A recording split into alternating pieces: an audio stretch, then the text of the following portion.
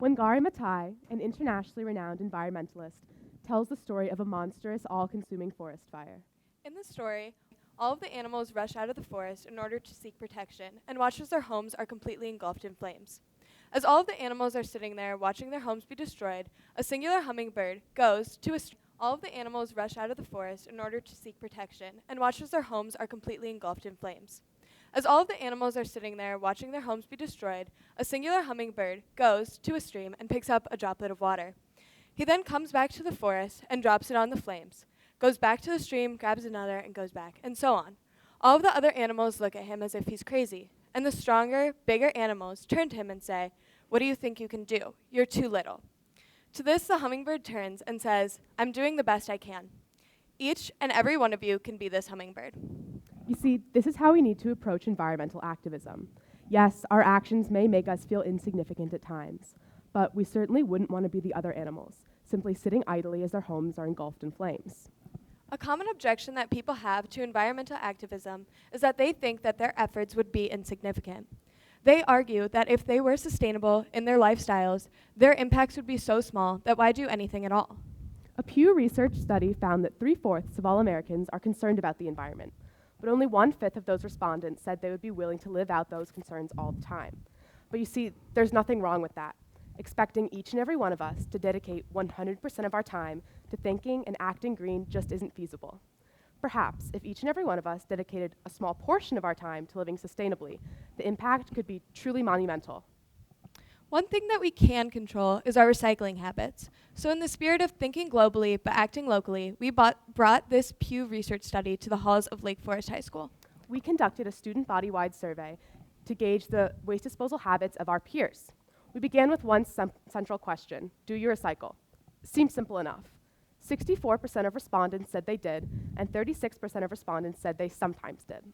But what we would like to emphasize about this is that no one said outright no.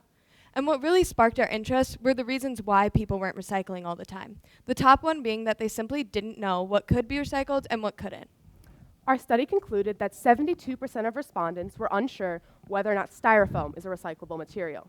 In fact, in recent years, methods have been developed to recycle materials that were previously deemed unrecyclable. This includes styrofoam. So then where does this confusion come from? We can trace it all the way back to our years as elementary school students, when our teachers told us time and time again that styrofoam was horrible for the environment and that it could not be recycled. The rest of the world got similar information. Although, as we became high school students, we were never given follow-up information, and neither was the rest of the world. Perhaps if we knew this information, we could make a really substantial dent on the 130.72 tons of waste we produce at Lake Forest High School each year.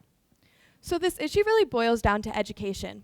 How can we inspire others to become the hummingbirds? And how can we, as students, make a lasting impact on the sustainability of our community?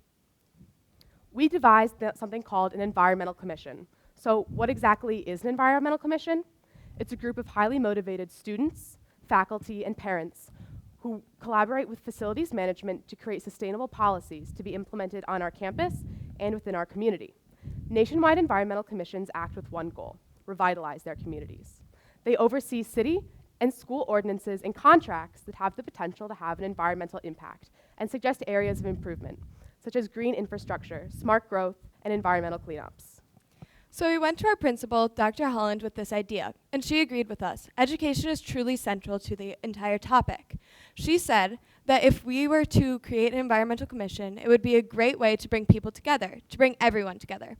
So we're excited to announce that our first task as in the environmental commission will be to educate our peers and our teachers about what can and what cannot be recycled in simple ways such as putting posters on recycling bins or just a short seminar. We understand that we're students, but we can be the spark that ignites a conversation that ignites a huge movement that can truly make a difference, even if it does seem insignificant at first. Now, we get it.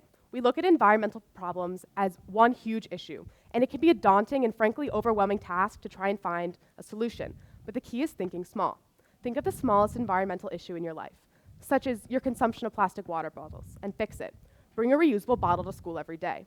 If we all complete this simple task, we can reduce the current 25,000 bottles of water we consume at Lake Forest High School each year.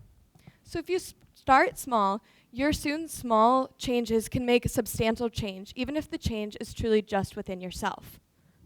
You cannot wait for decisive global legislation to make change for you. That change must come within yourself. So we encourage you to think globally, But act locally. think large. But act small. Together, our droplets can extinguish the fire threatening to engulf the globe. Thank you.